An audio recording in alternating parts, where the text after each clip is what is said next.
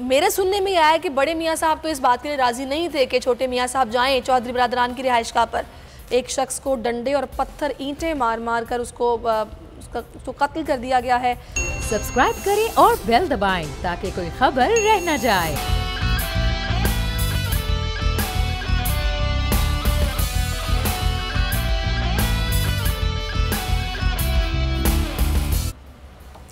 अस्सलाम वालेकुम नाज़रीन, प्रोग्राम में आपको खुशामदीद कहेंगे। मैं हूं आपके साथ सहरिश जुहेब और मेरे साथ मौजूद हैं बोल्ड टीवी के एडिटर इन चीफ नज़ीर लगारी साहब। सियासी माहौल काफ़ी गर्म है और 14 साल के बाद ये बर्फ़ पिघली है। शहबाज शरीफ साहब इस वक्त चौधरी बिरादरान के घर पर मौजूद हैं, उनकी रिहाइशगाह पर पहुँच चुके हैं और वहाँ पर अब मुशावरत होगी और ताउन मांगा जाएगा अदम एतमाद की तहरीक लाने के हवाले से। तो इस पर हम बात करेंगे। इसके साथ साथ हम ये देख रहे हैं कि 13 अजला हैं खैबर पख्तूनख्वा के जहाँ पर बल्दियाती इंतखाब हुआ, उस पर भी बात होगी। और वाक़या पेश आया है मियाँ चुन्नू में, जहाँ पर एक हुजूम ने एक शख्स को मार डाला है। वज़ीर आज़म ने नोटिस ले लिया है और कहा है किसी को कानून हाथ में लेने की इजाज़त नहीं देंगे और सख्त कार्रवाई की जाएगी।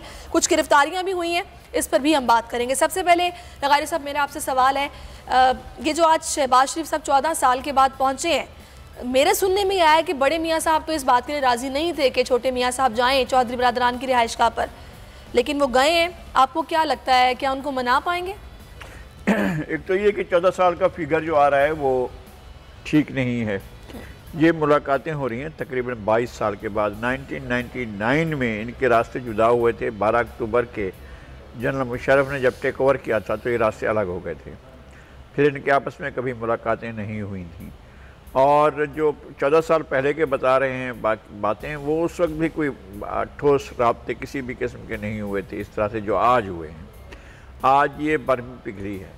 मेरे ख्याल में उन्होंने जो चौधरी परवेज़ इलाही साहब ने जो चीज़ें कही हैं कि जी अभी तो देगें आई हैं, अभी तो उसमें माल डाला जा रहा है, अभी मिसाला जो है वो डाला जाएगा, देग तैयार नहीं हुई है, अभी तक तो नहीं कुछ कहा जा सकता है।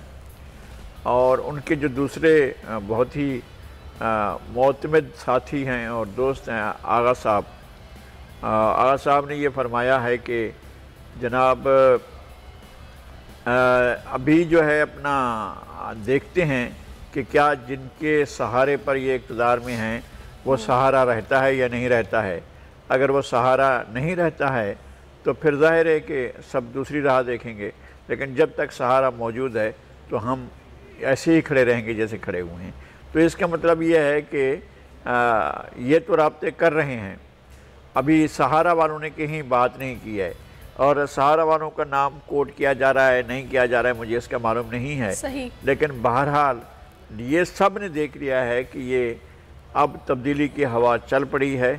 और दूसरी बात यह है कि बहुत बुरी तरीके से अवाम मुतासर हुए हैं शदीद महंगाई से, और जिस तरह से कीमतें बढ़ी हैं लोगों की हद तक तो बड़ी हद तक बेजारी मौजूद है। आप ही कह रहे हैं कि तब्दीली की हवा चल पड़ी है, लेकिन बज़ाहिर हुकूमती सफ़ों में कोई ऐसी हलचल दिखाई नहीं दे रही। वो तो ये बोल रहे हैं कि ये तो अब माहौल कुछ बेहतर होता है तो चूहे बाहर निकलते हैं, शोर मचाना शुरू कर देते हैं, तो कुछ नहीं होने वाला। बेहतर यही है कि इंतखाबात का इंतज़ार करें। हम आखिरी लम्हे तक भी जो तख्त पर बैठा होता है उसको पता नहीं होता है, आखिरी लम्हे तक भी पता नहीं होता है कि यह तख्त जो है वो तख्ता होने वाला है, उसको बिल्कुल नहीं पता चलता है। और ना कोई ऐसी हवा चलती है, ना कोई चीज़ ऐसी होती है जिससे लगे कि जनाब कोई आंधी आई, तूफ़ान आया, बारिश हुई, मूसलाधार बारिश हुई, ओले बड़े पड़े, अब जो है वो तब्दीली आने वाली, ऐसी कोई अलामतें नहीं हैं, नहीं होती हैं। और बात यह है कि सामने की बात है कि पॉपुलरिटी बहुत मुतासर हो चुकी है, पाकिस्तान बहुत ज़्यादा मुतासर कर रहा है, हो रहा है इस सारी सूरत हाल से। इस सारी सूरत हाल का असल जो नुकसान हो रहा है इस मुल्क को हो रहा है और इस मुल्क के इदारों को हो रहा है। और अब टारगेट पर जो है अपोजिशन किसी को टारगेट करे ना करे, हुकूमत किसी को टारगेट करे ना करे, लेकिन एक बात तो तय है कि मुल्क इंतहाई संगीन बहरान से है, बिल्कुल वैसा ही बहरान है जो इससे पहले तारीख के बड़े बड़े बहरान आ चुके हैं। मुझे बहुत शिद्दत से इस बात का एहसास है कि मैंने एक चीज़ 68 में, 69 में, 70 में, 71 में चीज़ें देखी थी, हम ऑब्ज़र्व कर रहे थे, एक चीज़ को देख रहे थे, वो सूरत हम दोबारा देख रहे हैं और सूरत हाल तेज़ी से ख़राबी की तरफ जाती है। पहला बहरान आता है मईशत के अंदर और शिकायतों के साथ आता है। अब यानी कि आप अब तो ये नौबत आ गई है कि एक दिन पता चलेगा लोगों को कि हमारी पेंशन बंद हो गई, हमारी तनख्वाहें बंद हो गई। ये हुकूमत उस तरफ को ले जा रही है। लेकिन लगारी साहब, अभी सारी सूरत हाल में जाहिर सी बात है, अब अपोजिशन अपना किरदार अदा करेगी तो फिर वाक़तन भी नज़र आएगी। आपको क्या लग रहा है, जो आज शहबाज शरीफ साहब इनसे बात करने के लिए पहुँचे हैं, गिव एंड टेक ही होता है, कोई अवाम के मफाद के लिए कुछ नहीं करता? ये आपको भी पता है सियासतदान किस तरह चलते हैं। नहीं, ऐसा नहीं कहना चाहिए। मेरे ख्याल लोग अवाम के मफाद के लिए भी करते हैं। ये जाती लेकिन नहीं, ये जो पॉलिटिक्स दूसरी है ना, वो मैं उस लिहाज से बात कर रही हूँ कि एक जो दूसरा लेवल है कि जिसमें कुछ गिव एंड टेक होता है, आगे केयर टेकर सेटअप या फिर वज़ीर आलाशिप या कुछ भी, आपको लग क्या रहा है, ये होगी बार्गेनिंग होगी क्या? मैं ये कह रहा हूँ कि अभी तो तहरीक अदम एतमाद का ऐलान किया है, वो जाएंगे और उनसे ये कहेंगे कि आपने इन पर एतमाद किया था, ये पाकिस्तान के अवाम के एतमाद पर पूरे नहीं उतरे, वो आपके एतमाद पर पूरे नहीं उतरे, लिहाजा आप इनके ख़िलाफ़ वोट ऑफ नो कॉन्फिडेंस में हमारा साथ दें। और ये गए हैं उनके पास, ये जाएंगे शायद MQM के पास भी, ये जाएंगे शायद उनके तो साथ शामिल हैं एक और जो थे मेंगल साहब जो हैं, अख्तर मेंगल, वो इनके साथ शामिल हैं। अब इनको इन दो बड़े पार्टनर्स के साथ बात करनी है और कौमी असम्बली में इनके आसरे पर वो इक़्तिदार में हैं और उनकी पार्टी के अपने लोगों से भी लोगों के राब्ते हैं कि जो अपनी पार्टी से बेजार हो चुके हैं। मैं अभी किसी दोस्त से सुन रहा था कि 3-4 वज़रा तो लोगों से कहते फिर रहे भाई हमें तो मरवा दिया है खान ने। इस तरह की बातें भी हो रही हैं। ज़ाहिर है बाज़ ऐसे भी हैं जिनको नंबर मिले ना मिले। टॉप 10 में तो फवाद चौधरी भी नहीं है और टॉप 10 में तो ज़ाहिर है कि हमारे ये दूसरे वज़ीर ममलिकत बराए इतराज़ भी नहीं हैं। तो इनके टॉप 10 में होने या ना होने से कोई फ़र्क नहीं पड़ता। इनका काम है ये बयान देना, वो बयान देते रहेंगे इस तरह के हौसला अफजाई के।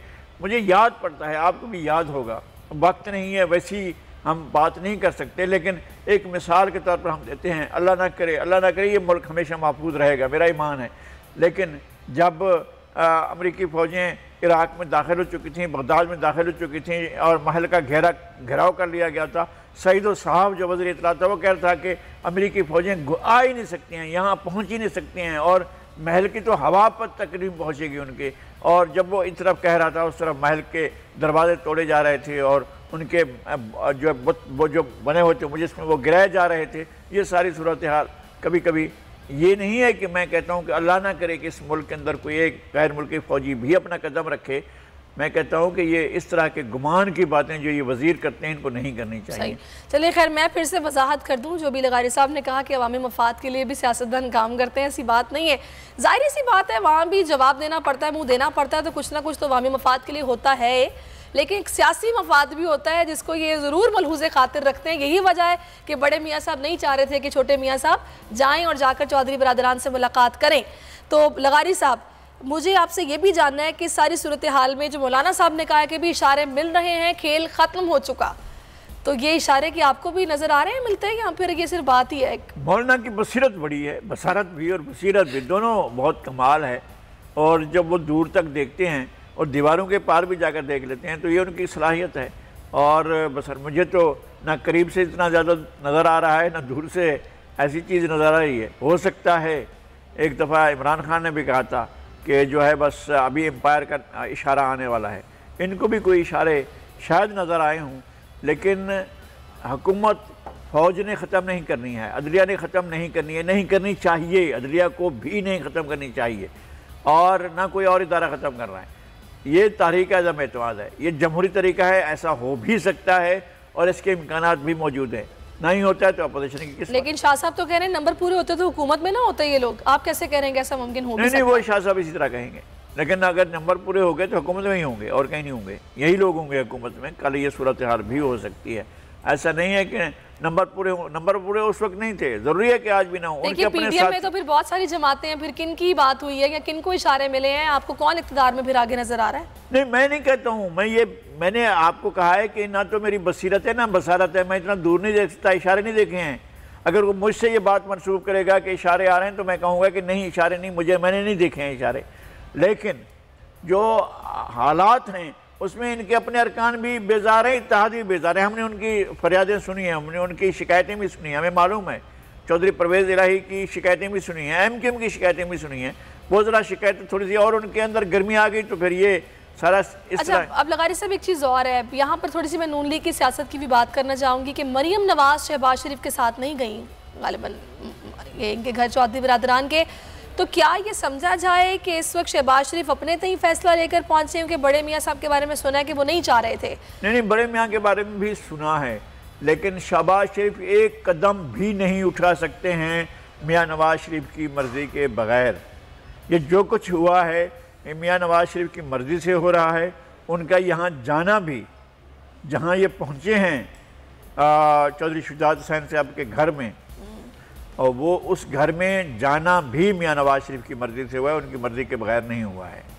तो मेरा ख्याल है कि एक पिछले 30 साल पहले की जो नाराज़गियाँ थीं, 20-22 साल पहले की जो नाराज़गियाँ थीं, वो नाराज़गियाँ हो सकता है कि वो दूर हो जाएं और वक्त एक और नई करवट ले, और जिस तरह से इन्होंने सहारा दिया हुआ है, टिकी बने हुए हैं, हो सकता है कि ये बैसाखी निकल जाए। अच्छा, आपका सियासी तज्जिया क्या कहता है? आज जब शहबाज शरीफ निकलेंगे चौधरी बिरादरान के घर से तो मीडिया टॉक करते हुए वो क्या कहेंगे कि मना लिया है, बात हो गई है, हमारे साथ हैं, या क्या बात होगी? मेरे ख्याल में दोनों एक अच्छा जेस्चर देंगे, दोनों की बॉडी लैंग्वेज जो है वो बहुत ठोस लगेगी, और दोनों बात जो है वो ऐसे स्वीपिंग रिमार्क्स नहीं देंगे। दोनों ये नहीं कहेंगे कि ये हो चुका है या नहीं हुआ है। दोनों के दोनों बैन बात करेंगे, दरमियान की बात करेंगे, और जिससे आप कोई भी महीना निकाल लेंगे, हम भी कोई भी महीने निकाल लेंगे। लेकिन मेरा ख्याल है कि ये मामलात इनके दरमियान किसी हद तक बहुत आगे बढ़ जाएंगे, ये हो सकेगा। लेकिन देखिए पंजाब में स्टेक दोनों का है, वैसे ही एक दूसरे के मुखालिफ नहीं, मैं ये कह रहा हूँ, स्टेक की बात जो है वो ये है कि चौधरी परवेज़ इलाही का स्टेक शराकत दार का स्टेक है, जिसमें ज़्यादा से ज़्यादा हिस्सा लेने की बात है। इन्होंने क्या दे दिया स्पीकर पर? स्पीकर तो वो पहले भी थे, स्पीकर तो नवाज शरीफ के दौर में भी थे। परवेज़ मुशर्रफ वापस नहीं आ रहे हैं कि इनको चीफ मिनिस्टर बनाया जाए।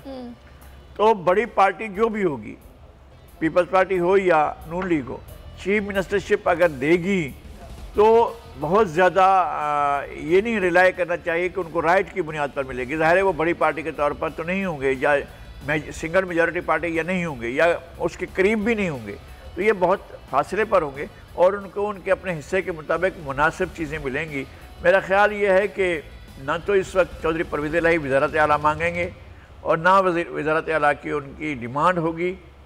वो देखेंगे कि कितनी बड़ी एडजस्टमेंट हो सकती है, और ये क्या दोबारा काफ लीग और नून लीग का आपस में कोई बहुत अच्छा मुस्तकबिल भी हो सकता है? क्या जिस तरह से निकल कर गई थी, बिछड़ कर गई थी काफ लीग, क्या दोबारा उनके साथ मिलाप हो सकता है? ये भी सोचा जाएगा। और इसी तरह से ये भी सोचा जाएगा कि जनाब हमारा स्टेक जो है वो अगर नहीं बनता है तो फिर हम क्या करें, हम किसी और पार्टी का रास्ता देखें। लेकिन इसके अंदर जितनी हवा भरी जाएगी इसमें से कुछ भी नहीं निकलेगा। अच्छा, वैसे अब जो वज़ीर आला पंजाब है वो तो कह रहे हैं कि दिखावे का इत्तेहाद है और ये पीडीएम कुछ भी नहीं है, जिस तरह पहले भी कहा था कि इनके गुब्बारे से हवा निकल चुकी है।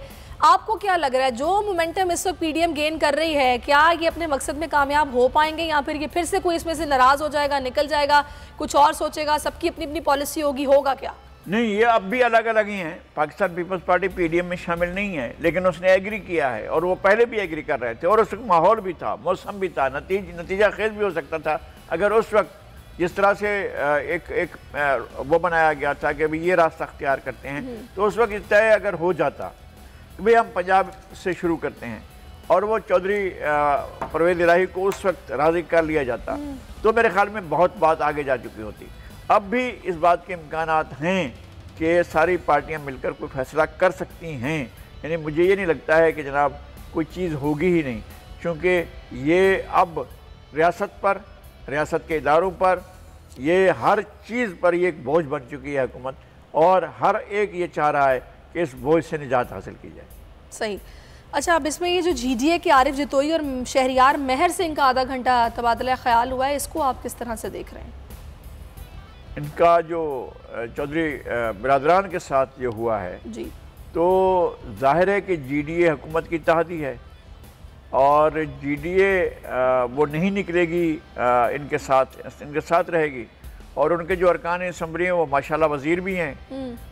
हम अपना जो सुमरो साहब हैं, मोहम्मद मियाँ सुमरो, वो भी वज़ीर हैं, डॉक्टर फहमीदा मिर्ज़ा भी वज़ीर हैं, और आरिफ महर जो हैं, गौस महर के बेटे, वो शहरियार, वो जो हैं अपना उनके वैसी अपोजिशन के साथ हैं और यहाँ पर अपोजिशन में हैं, और वहाँ पर वफाकी हुकूमत के साथ हैं और उनकी हिमायत करते हैं। इसी तरह से आरिफ जतोई जो है वो भी इसी तरह गए हैं। लेकिन मेरा ख्याल ये है कि इन दो की या GDA की इस पूरे खेल में कोई अहमियत नहीं है। अगर अहमियत होती तो चौधरी बरादरान के पास जाते, तो फिर ये कि मोहम्मद मियाँ सोमरो जाते, और अगर फहमीदा मिर्ज़ा जाती हैं या जुल्फ़िकार मिर्ज़ा जाते तो फिर दूसरी बात होती कि जी मनाने के लिए गए हैं। और मनाने के लिए वो क्यों जाएँ? और ये भी क्या मनाने के लिए गए हैं? मेरे ख्याल में ये एडजस्टमेंट के लिए शायद गए होंगे कि भाई अगर एडजस्टमेंट आपकी होती है तो फिर हमारे बारे में ही सोचें, ये भी हो सकता है। आरिफ जतोई साहब जो हैं गुलाम मुस्तफ़ा जतोई साहब के साहबजादे हैं, और शहरियार महर जो हैं वो गौस महर साहब के साहबजादे हैं, और दोनों के पीपल्स पार्टी से डिस्टेंसेस रहे हैं, और इन फासलों को लगभग जो है वो 30 साल से ज़्यादा अरसा हो चुका है। चलिए लगारी साहब, फाइनली वैसे तो अगर माजी थोड़ा सा देखा जाए तो ये हुकूमत के हवाले से शुरू से ही कहा गया था कि तिंगे के सहारे खड़ी है, अगर एक इत्तेहादी आगे पीछे हुआ तो ये हुकूमत गिर जाएगी। लेकिन जैसे जैसे करके इन लोगों ने अपना टेन्योर तकरीबन मुकम्मल कर ही लिया है, 1.25 साल बिल्कुल बाकी है, और इस सारे टेन्योर के दौरान जहाँ जहाँ एक पार्लियामेंट के अंदर ऐवान में इनका टाकरा हुआ एक दूसरे के साथ, हुकूमत को फतह हुई है। तो अब ये सारा जो माहौल बना हुआ है, इसमें आपको क्या लग रहा है कि इस बार भी ये फतह याब होंगे या फिर शिकस्त खा सकते हैं? नहीं, मैं ये कहता हूँ कि हुकूमत ने आवाम के लिए कुछ डिलीवर नहीं किया। मैं आवाम की आवाज़ के तौर पर मैं बात कर रहा हूँ। इस वक्त सबसे ज़्यादा परेशानी और परेशानी जो है वो आवाम को है। आवाम महंगाई के चक्की तले पिस गए हैं। इन्होंने कहा था कि मैं ख़ुदकुशी कर लूँगा, मैं IMF में नहीं जाऊँगा। IMF में गए, और बल्कि शराइत जो कभी भी दूसरी पार्टियों ने नहीं मानी वो सारी शराइत मान कर आए और लागू भी कर दी हैं। मैं ये अर्ज़ करता हूँ कि पाकिस्तान की 3 चीज़ें थीं जिस पर पाकिस्तान को आगे बढ़ना था। इंडस्ट्री, इसमें कोई काम नहीं हुआ है। ये कहते हैं कि जनाब हमने इंडस्ट्री चलाई, इंडस्ट्री बैठ गई है। जिस मुल्क के अंदर गैस ना आ रही हो कई महीनों से, वहाँ पर आप इंडस्ट्री का क्या नतीजा क्या देखेंगे, क्या क्या मुस्तकबिल है। ज़राअत अब जब यूरिया की और खाद की बोरियां लाइन लग कर मिल रही हैं, और सैकड़ों लोग मैंने खुद अपनी आंखों से देखे हैं कि लाइन में लगे हुए हैं और वो उनको नहीं मिल रहा है, खाद नहीं मिल रही, तो एग्रीकल्चर भी हमारा बैठ चुका है बड़ी हद तक। अब अगर एग्रीकल्चर और हमारा इंडस्ट्री सेक्टर दोनों के दोनों नहीं करते तो बाकी क्या रह जाता है? सर्विसेज का। तो सर्विसेज सेक्टर से आप कितनी कमाई करेंगे और क्या एक्सपोर्ट्स करेंगे, बाहर क्या भेजेंगे? तो मुल्क जो है इनने बहरान का शिकार कर दिया है, मुआशी बहरान का, सियासी बहरान का, इक़्तिसादी बहरान का, और बहुत हद तक ये मुल्क के लिए एक हद तक यानी कि आप ये कह रहे हैं कि बैड गवर्नेंस जो है वो इनके जाने की वजह बन सकती है, कुछ भी पॉसिबल है। अब हम कुछ बात कर लेते हैं थोड़ी सी खैबर पख्तूनख्वा के 13 अजला में जो आज ये बल्दियाती इंतखाबात हुए हैं, रीपोलिंग हुई है, इसमें कांटे का मुकाबला है और टर्न आउट लगाई साहब काफ़ी कम रहा है। टर्न आउट पेशावर में तो ठीक है, जरा इस्माइल खान के में कम हुआ, इसलिए कि वहाँ खौफ की फ़िज़ा पहले से मौजूद है। वहाँ पर एक उम्मीदवार को कत्ल किया जा चुका है और कत्ल करने वाले सामने आ चुके हैं। कम से कम उनके नाम ले लिए, वर्षा ने उनके नाम भी ले लिए। मैं उस बात को नहीं दोहराना चाहता हूँ। जिस तरह से ANP के उम्मीदवार को वहाँ कत्ल किया गया और खौफ की फ़िज़ा पैदा की गई, वो खौफ की फ़िज़ा अब भी मौजूद है। लेकिन एक बहुत बड़ी पेशरफ्त जो हुई है वो ये हुआ है कि पोलिंग जितनी भी हुई है, जिस कदर भी हुई है, उसमें डरा इस्माइल खान में ख़वातीन की तादाद जो है वो मर्दों की निस्बत ज़्यादा रही है। और मैं ये समझता हूँ कि इस बात को हमें, इस जो सारी मायूस कन सूरत हाल थी कि जो है वो अपना पोलिंग की शरह कम रही है, तो हमारे लिए खुशकुन बात यह है कि ख़वातीन इसी अच्छी बात से इस गुफ्तगू के सिलसिले को ज़रूर आगे बढ़ाएंगे। एक ब्रेक नाज़रीन लेते हैं, ब्रेक के बाद वापस आते हैं।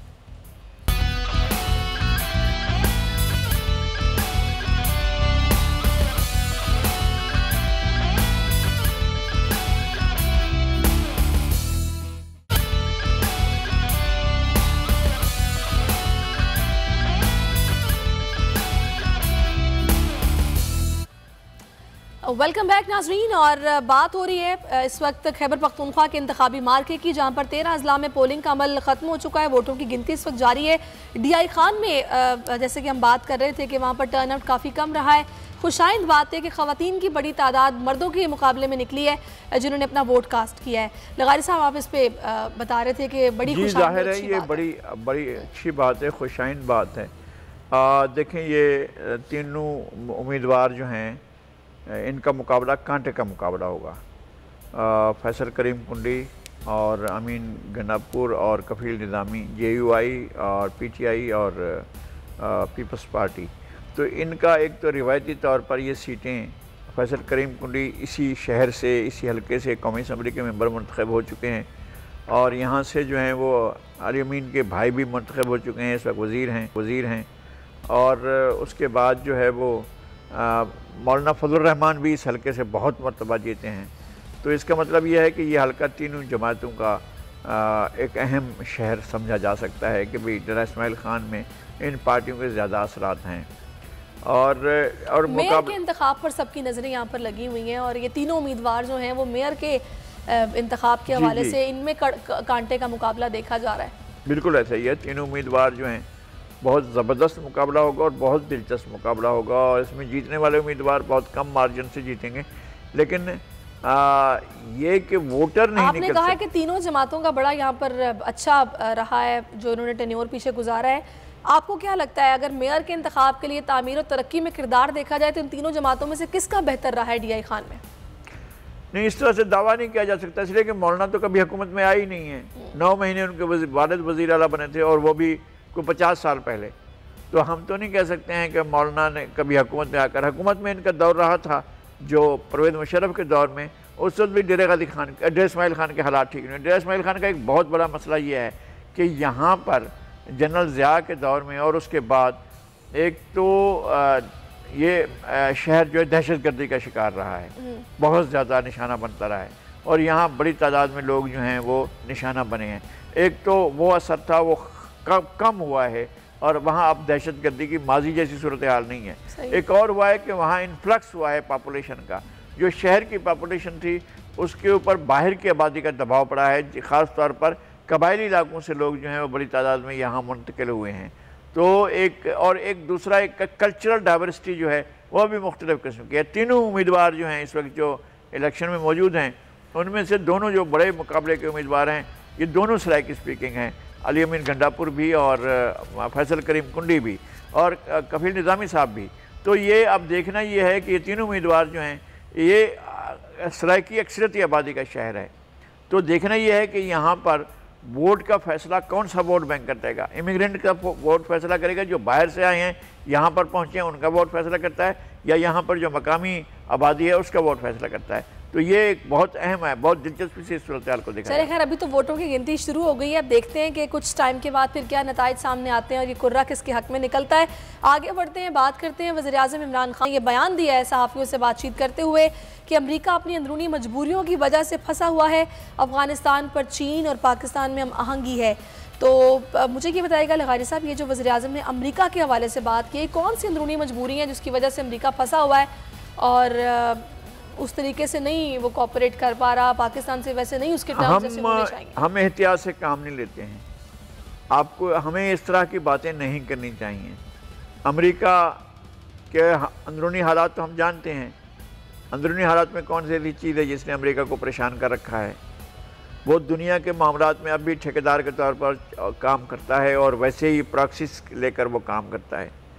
और अभी पिछले दिनों ये भी आया था, बहुत गलत बात थी, इस तरह की बातें हमें नहीं करनी चाहिए कि जी वो जो है दोनों के दरमियान जो है वो मीडिएशन कर रहे हैं या दोनों के दरमियान सालसी का किरदार अदा करें हमारे वज़ीर आज़म। भाई आप ईरान और सऊदी अरब में सालसी नहीं कर सके, अमेरिका और रूस में, अमेरिका और चीन में आप सालसी करेंगे। इस तरह की बातें हमें ज़ेब नहीं देती हैं, हमारे मनसब के मुताबिक नहीं है, हमें अपने हिसाब से बात करनी चाहिए। आप रीजन में बात कर सकते हैं, हम अपने पड़ोसी के साथ जो है डायलॉग पर उन पॉइंट्स पर जो वायलेंट पॉइंट्स हैं उस पर हम अपने पड़ोसी को राज़ी नहीं कर सका। यार हमारे इश्यूज़ हैं, हमारा पानी इशू है, हमारा कश्मीर इशू है, हमारा सरक्रीक इशू है, हमारा साचिन इशू है। हम इन इश्यूज़ पर बैठकर उससे बात करना चाहते हैं, वो हमारे साथ बात करने को तैयार नहीं। हम चले हैं अमेरिका के और चीन के जो तजादात हैं उनको नहीं, चीन के बारे में भी कहा गया है। हम अमेरिका और चीन के दरमियान या अमेरिका और रूस के दरमियान हम मेडिएशन करने जा रहे हैं। अब वो कहेंगे नहीं वो भी और वो भी कि भैया तू की सी, तू कौन है भाई, यहाँ बीच में आ गया। तो हमें इस तरह की बातें नहीं करनी चाहिए। और ये है कि अमेरिका बहरहाल एक बड़ी ताकत है, अमेरिका बहरहाल एक ऐसी कुव्वत है जिसमें जो पाकिस्तान ज़रूरत पड़ने पर पाकिस्तान की मदद करता है। अगरचे बहुत बड़ी डिक्टेशंस होती हैं, अगरचे बहुत बड़ी है, लेकिन आप किसी एक फरीक के साथ इस तरह की बात कैसे कर सकते हैं कि जनाब वो तो उसके हालात ख़राब हैं, हम उनके साथ, हम तो चीन के साथ हैं। नहीं, आप चीन के साथ हैं, आज से नहीं हैं, आप फाउंडिंग फादर्स और थे इन ताल्लुकात की बुनियाद किसी और ने रखी थी। मैं जानता हूँ ना कि वो कमरा अब तक महफूज है जिसमें माओ ज़ेडुंग की और जुल्फ़िकार अली भुट्टो की आखिरी मुलाकात हुई थी। उसका फर्नीचर तब्दील नहीं किया गया, उस कमरे की डेकोरेशन तब्दील नहीं की गई, उसका वैसा ही वैसा प्रिजर्व रखा गया है कि यहाँ पर चेयरमैन माओ ने आखिरी किसी सरबराह मुमलिकत से बात की थी, ये मुलाकात की थी तो जुल्फ़िकार अली भुट्टो थे। अब चीन ने वो सारे चीज़ें छोड़ दी। अब चीन जो है वो इमरान खान के विजडम और उनकी दिल की रोशनाई और उनके आली दिमागी से जो फैज़याब होकर अब दुनिया में जो है अपनी सफारतकारी चलाएगा। नहीं, हमें इस तरह की बातें करनी नहीं चाहिए। सही। अच्छा लगारी साहब, ये जो बार बार वज़ीर-ए-आज़म अफ़गानिस्तान की बात करते हैं और कहते हैं कि जनाब वहाँ पर इंसानी बहरान पैदा होने का ख़तरा है और उनकी इमदाद को रोकना नहीं चाहिए, उसको बहाल कर देना चाहिए, और बार बार कह भी रहे हैं कि अकाउंट्स बहाल किए जाएँ। अब उन्होंने ये भी कहा है कि अफ़गानिस्तान को इंसानी बहरान से बचाने के लिए सब मुत्तफ़िक हैं, अगर वहाँ पर हालात ख़राब हुए तो अमरीका को भी मुश्किलात होंगी। आप क्या समझते हैं, वाकई ऐसा मुमकिन है? अब अमेरिका का क्या है, उसने अपनी फ़ौज निकाल ली है। अब अमेरिका के मफादात हैं, तो मफादात से आप फैज़याब हो रहे हैं। वो ख़ुद उनका क्या तर्ज़ अमल है? आपने कितने अपने दहशतगर्द वहाँ से तलाश कर लिए? आपने कौन सा मुल्ला फजलुल्लाह को वापस बुलवा लिया? आपने कौन से बंदे को या चलो भाई मारा गया, लेकिन और कौन कितने लोग हैं? आपने सैकड़ों हज़ारों मोस्ट वांटेड लोग जिन्होंने आपके ग्रेजन्स पर, आपके छावनियों पर, आपके इवन हमारे सिक्योरिटी के अहम इदारों पर हमले किए, वो लोग तो अभी वहाँ मौजूद हैं, उनको तो आप वापस ला नहीं सके। उसने नए नए इशू अफगानिस्तान, इन तालिबान के लोगों ने नए नए इशूज़ पाकिस्तान से मुताल्लिक़ पैदा करने शुरू कर दिए हैं। हम फैंसे पर आकर हमारी चौकियों पर फिर हमला होने लगा है। तो क्या अशरफ गनी का और हामिद करज़ई का या उससे पहले के सरदार दाऊद का हम उनकी शिकायत करते थे, इन्होंने कौन सा हमें तहफ़्फ़ुज़ दे दिया है? इनके लोग अगर आकर हमारे ऊपर हमला करेंगे तो हम कौन सा कहेंगे तालिबान तो बहुत अच्छे हैं, हम तो फिर भी आप पर फिदा हैं, फिर तो अब हम अपनी जान देने को तैयार हैं। भाई बहुत जानें दे ली हैं। अब आप तालिबान से कहें कि वो हमारे अंदरूनी मामलात के अंदर मुदाखलत न करें, हमारी सरहदी चौकियाँ अगर उनसे महफूज नहीं है तो फिर हम समझेंगे कि आप हमारे ख़िलाफ़ हैं। ये क्या बात हुई कि हम इस तरह की बातें सोचें? ठीक है, अगर इंसानी मसला है तो इंसानी मसले को हल होना चाहिए और उन्हें भी पेश रफ्त करनी चाहिए। अगर वो ये समझते हैं कि हम तन्हा अफ़गानिस्तान पर रूल करेंगे और हम किसी को साथ शामिल नहीं करेंगे, तो आपको उज़्बेक को, ताजिक को और आपको दूसरे जो हमारे मज़ार के हैं, मज़ार शरीफ के उन लोगों को, जो फरा के लोग हैं उन लोगों को अपने साथ मिलाना होगा। ये नहीं हो सकता है कि जनाब आप बैठें और कहें कि जनाब हम आ गए हैं इसलिए हम हुकूमत करेंगे। अच्छा लगारी साहब, वैसे ज़रा सा भी खदशा क्या जहन में है कि जिस तरह पंजगूर में पीछे वाक़या पेश आया है, जिस तरह से शहादतें भी हुई और दहशतगर्दों को पकड़ा भी गया, आपको लगता है कि कहीं ना कहीं कि अफ़गानिस्तान की सरजमीन पाकिस्तान के ख़िलाफ़ अब भी इस्तेमाल हो रही है? क्योंकि जब हम ये बात करते हैं तो बहुत से तज्ज़ियाकार ये कहते हैं कि वो तो अपने मसाइल में उलझे हुए हैं, वो इसमें इन्वॉल्व नहीं हो सकते। देखिए, प्रॉक्सीज़ खुली हुई हैं। वो तमाम लोग जिनके हाथ में असला है, वो तमाम लोग जो सिर्फ हमले करके और लूट मार करके अपना गुजर बसर करते हैं, तो वो तो खुले हुए हैं। तो असल जो रिट ऑफ द स्टेट ये होती है ना कि उनको रोका जाए, हमें भी रोकना है उनको, और अगर वो अफ़गानिस्तान से आ रहे हैं तो उन्होंने भी रोकना है, और अगर ईरान से आ रहे हैं तो ईरान ने भी रोकना है। मसला ये है कि ये कैसे दहशतगर्दी चलकर हमारे किसी इलाके में पहुंचती है, पंजगूर में पहुंचती है, नौशकी में पहुंचती है या कहीं भी पहुंचती है, तो कैसे दहशतगर्दी को रास्ता कैसे मिलता है यहाँ पर आकर पहुँचने का। अगर वो आ रही है किसी भी मुल्क से, ख़ास तौर पर अगर अफ़गानिस्तान से आ रही है, तो ये अफ़गानिस्तान के सोचने का मसला है। भाई हम इस सारा बोझ उठाया हुआ है हमने पिछले 50 साल से, ख़ास तौर पर पिछले 42-43 साल से हमने ये बोझ उठाया अपने सर के ऊपर। हम इस बोझ को उतार देना चाहिए। हमारी रियासत को, हमारी रियासत के इदारों को कम से कम इस मुल्क के अवाम के ऊपर रहम करना चाहिए। अफ़गानिस्तान को, अफ़गानिस्तान के साथ आपकी हमदर्दी बहुत अच्छी होगी और होनी चाहिए, सारी दुनिया को होनी चाहिए, लेकिन दुनिया को भी इस तरफ हमदर्दी की तरफ आना चाहिए। हम अकेले इस हमदर्दी में मरे जा रहे हैं, हमारे लोग मारे जा रहे हैं, हमारे लोगों में मनशियात बढ़ रही है, हमारे लोगों के अंदर बहुत सी चीज़ें बढ़ रही हैं। वो जो अगर असला मौजूद है तो वो असला कहीं ना कहीं तो इस्तेमाल होगा, वो नहीं होना चाहिए।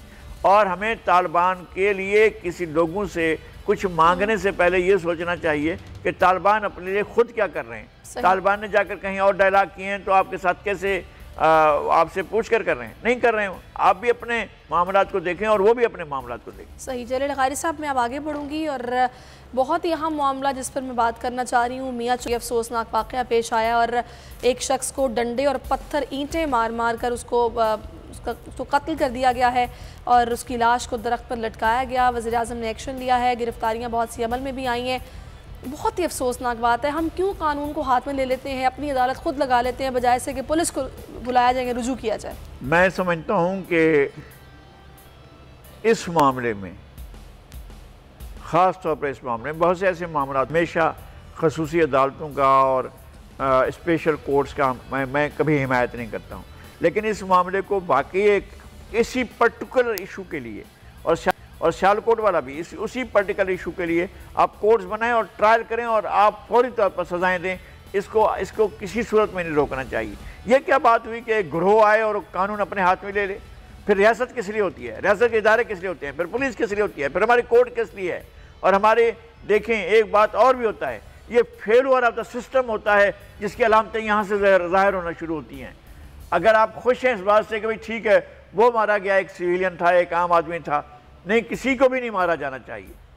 वो एक आम आदमी को भी किसी भी जगह पर इस तरह से मौत के हाथों किसी भी शख्स को नहीं मरना चाहिए। ये क्या बात हुई? एक चीज़ को मैं पसंद करता हूँ और जो दूसरा बंदा उस चीज़ को पसंद नहीं करता है तो मैं लाठियाँ उठाकर उस आदमी पर पड़ जाऊँ, ये तो कोई तरीका नहीं है। बिल्कुल, मेरा ख्याल है कि कानून अगर गिरफ्तार कर चुका है, सदेबाप के लिए क्या होना चाहिए? ऐसे बात सदेबाप ये हो कि आप ट्रायल करें और फौरी तौर पर सजाएं दें, आप ना रोकें इस बात को।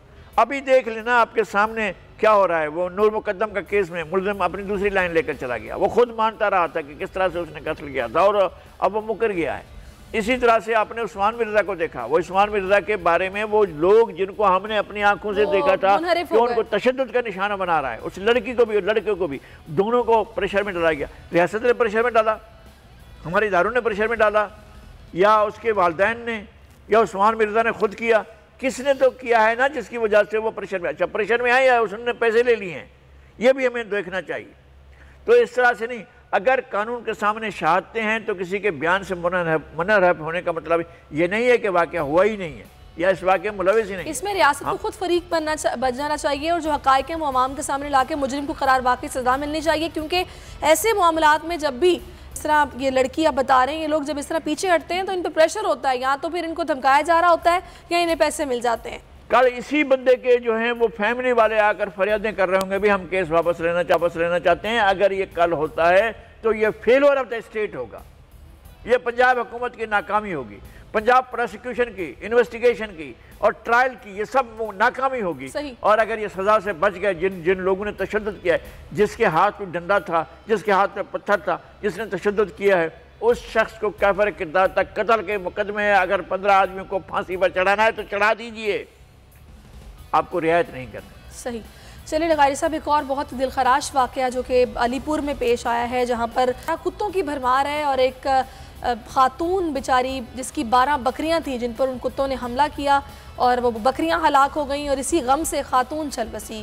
कहाँ पर है इंतज़ामिया, कहाँ पर ये लोग हैं जो कि कुत्ता मार मुहिम नहीं चलाते और 12 बकरियां हलाक कर दी? अच्छा, ये वाक़या एक जगह से आ गया है, हमारे पास इस तरह की भी हैं इतलात। ये इसी जगह पर जो है वो रोज़ाना बड़ी डकैतियाँ लगती हैं, बड़ी चोरियाँ होती हैं। अलीपुर तो जराइम का मरकज़ बन चुका है, इसलिए कि यहाँ की लीडरशिप नाअहल है, इसलिए कि यहाँ पुलिस की कारकर्दगी सवालिया निशान है। यहाँ पर हम देखते हैं कि जिस तरह से यहाँ पर आवारा कुत्ते घूम रहे हैं, हमने कहीं भी किसी भी जगह पर आवारा कुत्ते होते हैं तो हम उसकी खबर देते हैं, लेकिन ये क्या बात हुई कि एक बेवा के घर में चले जाएं कुत्ते और कुत्ते जाकर काटना शुरू कर दें, 16 बकरियों में से 12 बकरियां मर जाएं और उनके सदमे से जो साहिब खाना खातून है वो भी फौत हो जाए। यानी ये इतने दुख की बात है, तकलीफ़ की बात है। तो मेरे ख्याल में हमें इस पर ज़रूर सोचना चाहिए। और पंजाब हुकूमत क्या कर रही है, क्या पंजाब हुकूमत अभी भी वहाँ पर आवारा कुत्तों को मारने की कोई ऐसी मुहिम नहीं चलाई गई है? और आवारा कुत्ते इन्होंने इस तरह से रखे हुए हैं, ये आवारा कुत्ते थे या पागल कुत्ते थे जिन्होंने काटा है, जिससे ये 12 बकरियां फौत हुई हैं, ये बेचारी मर गई हैं। तो हमें इस तमाम चीज़ों को देखना है और वज़ीर आला साहब को ये ज़रूर देखना चाहिए। वज़ीर आला का जो दरिया की दूसरी तरफ वज़ीर आला का शहर है और वज़ीर आला आप ख़ुद वहाँ के हैं। अब क्या हो रहा है राजनपुर में, मुजफ्फरगढ़ में, लिया में, डेरा गाजी खान में, बक्कर में, सराइकी बेल्ट के इलाकों में यहाँ तो जुल्म हो रहा है। एक तरफ फ्रंट मैन है जो लूट मार मचाई हुई है, उन्होंने लोगों से पैसे लेकर उनको नौकरियां नहीं देते हैं, और दूसरी तरफ ये आवारा कुत्ते घूम रहे हैं जो लोगों के घरों में घुस जाते हैं। अंदाजा लगाएं कितने खतरनाक वो कुत्ते होंगे जिन्होंने 12 बकरियों को हलाक कर दिया, और ये कल को इंसान भी वहाँ पे निशाना इनका बन सकते हैं। तो इस पर कुछ करना चाहिए, बल्कि बनते होंगे। जख्मी होते होंगे बच्चे भी, नौजवान भी जो हुए हैं ना। दरिया के उस पर तो वाक़यात, स्टूडेंट को मार दिया कुत्तों ने, भंभोड़ कर वो बच्चे को मार, 7वीं जमात के बच्चे को मार दिया। ये हो चुका है। एक और बंदे को उसी दिन जो है एक और वाक़या हुआ, उसको बहुत बुरे तरीके से जख्मी किया गया। तो कुत्ता मार मुहिम जो है, ख्वाब खरगोश से कौन जगाएगा, कौन उनकी नींद से बेदार करेगा? हम तो कहते रहेंगे, हम तो बात करते रहेंगे, कहीं भी वाक़या होगा हम तो रिपोर्ट करते रहेंगे। अब सुनने वाले सुनते हैं कि नहीं सुनते हैं, ये उनकी मर्जी है, लेकिन ये हमारी तरफ से हम तो अपना फ़र्ज पूरा कर रहे हैं। आगे जनाब बढ़ते हैं, की बात करेंगे जहाँ पर कच्चे में खौफ की अलामत बने खतरनाक, जो कि इंतहाई खतरनाक डाकू थे। उन्होंने पुलिस और मकामी सरदारों से अपील की है, दरख्वास्त की है, मुज़ाकरात की और आम माफ़ी का मुतालबा कर दिया है। और इस सारी सूरत हाल में चाहे वो कह रहे हैं कि अगर मकामी सरदार और पुलिस अफसरान तो वो हथियार डालने के लिए भी तैयार हैं। उन्होंने क्या पैगाम दिया पहले सुनिए, उसके बाद अपने नुमाइंदे से भी बात करेंगे और लगारी साहब से भी बात करेंगे। फिर हम बात करेंगे, हमारे नुमाइंदे अली नवाज़ दानिश हमारे साथ मौजूद है। अली नवाज़ बताइएगा, ये पैगाम तो उन्होंने दे दिया है, इस पैगाम पर इन्हें कुछ जवाब मिला है, क्या सोचा जा रहा है? जी, इस तरह के पैगाम बहुत सारे पहले भी सोशल मीडिया पे जो है ना वो उनकी जानिब से आते रहे हैं। अब ये हालात ने मुकम्मल तौर पे करवट ली है। रुझान में जो अमन और अमान में पुलिस भी काफी हद तक एक्टिव हो चुकी है। जराये से मालूम हुआ है कि यहाँ पे ग्रैंड ऑपरेशन की तैयारियां भी हो रही है, जबकि दूसरी जानिब अब डाकुओं का मौक़िफ़ आ रहा है। जराये से अब इस तरह के पैगाम आ रहे हैं। उन्होंने पहले भी यही कहा था कि हमारे साथ अमन मुज़ाकरात किए जाए, नाजायज जो मुकदमात हैं वो खत्म किए जाएं, जायज मुकदमात हम फेस करने के लिए तैयार हैं। इस तरह के पैगाम उनके मिलते आ रहे हैं। अब देखना ये है कि पंजाब हुकूमत या मकामी सरदार, यहाँ के जो मकामी ताकतवर लोग हैं, उनके साथ क्या करते हैं। अब उनके साथ मुज़ाकरात होते हैं या कि आतमी ऑपरेशन उनके खिलाफ किया जाएगा, ये तो उन पर नहीं हो रही है। बहरहाल उनकी जानिब से अब पुलिस ने मुकम्मल तौर पर जो है ना गिरफ्त अपनी मजबूत कर ली है। यहाँ पे सुनने में ये आ रहा है कि यहाँ पे जो नोगो एरिया थे उनमें पुलिस जो है ना चढ़ दौड़ने का सोच रहा है। जी अच्छा, बस एक सवाल लगारी साहब आपसे कुछ पूछना चाह रहे हैं? नहीं, मैं ये अर्ज करता हूँ कि ये जिस तरह के मैसेज आया है शाहिद लुंड का, इस तरह के मैसेज हमने पहले भी देखे हैं और वो ये कह रहे हैं कि जी हम सरेंडर करने को तैयार हैं। ऐसा ना हो कि वो सरेंडर करने हैं और आप जनाब फायरिंग करके उसको मार लें। पहले तमाम हक़ाइक़ सामने हैं और अगर उसकी कोई वायलेंट शिकायत है तो उसको सुने और उसने जो जराइम किए उसका भी पता होना चाहिए और वो जो जिन जराइम को वो एडमिट करें। यानी हमने बदले में भी अगर इन्होंने कत्ल किए तो कत्ल तो किए हैं, अगर इन्होंने कोई वाक़या किया है तो वो तो किया है। अगर कोई किसी की जायदाद छीनी है, चोरी की है, डकैती की है, अगर वो की है तो वो की है और उसको वो भी मानेंगे बैठकर। लेकिन सवाल ये है कि क्या आप लोग चाहते हैं, पुलिस, इंतज़ामिया या सरदार ये चाहते हैं कि ये ख़त्म हो और लोगों के साथ जिनके साथ इनके मामलात हैं या जिनके साथ इनके झगड़े चल रहे हैं उनको इस तरह से इंगेज रखा जाए? गारी साहब, वैसे आपको लगता है कि इसमें पुलिस अफसरान भी मुलव्वस होंगे? मैं समझता हूँ कि वो होते हैं, तो उनके खिलाफ भी कार्रवाई होनी चाहिए ना। जब ग्रैंड ऑपरेशन के खिलाफ हो रहा है तो पहले वहाँ से भी तो सफाई करें ना। नहीं, वो तो बिल्कुल ऐसा होना चाहिए कि बास ऐसा होता है, बाद लोगों के लोग नाम नहीं लेते हैं, लेकिन पुलिस में भी ऐसे लोग हैं जो इस तरह के लोगों को टारगेट करते हैं और उनको ढकेलते हैं कि वो जुर्म की दुनिया में जाएं। ये होता है, पुलिस भी करती है। पुलिस अपने डाकू भी पाल लेती है और उनके ज़रिए वारदातें भी कराती है, तो पुलिस का भी होता है। अगर ये पुलिस चाह रही है कि जनाब इस सारी सूरत हाल को ख़त्म किया जाए और आज अगर वहाँ पर कोई पुलिस अफसर ऐसा है जो चाहता है कि ख़त्म हो तो फिर उनको एक मौका मिलना चाहिए और उनको भी मौका मिलना चाहिए, इनको भी मौका मिलना चाहिए। किसी ने कुछ ऐसा किया है जो कि कत्ल किया या कुछ भी ऐसा तो उसकी सज़ा भी उसको मिलनी चाहिए।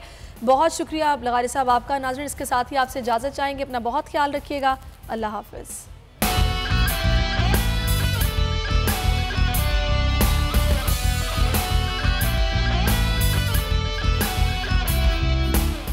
सब्सक्राइब करें और बेल दबाएं ताकि कोई खबर रह न जाए।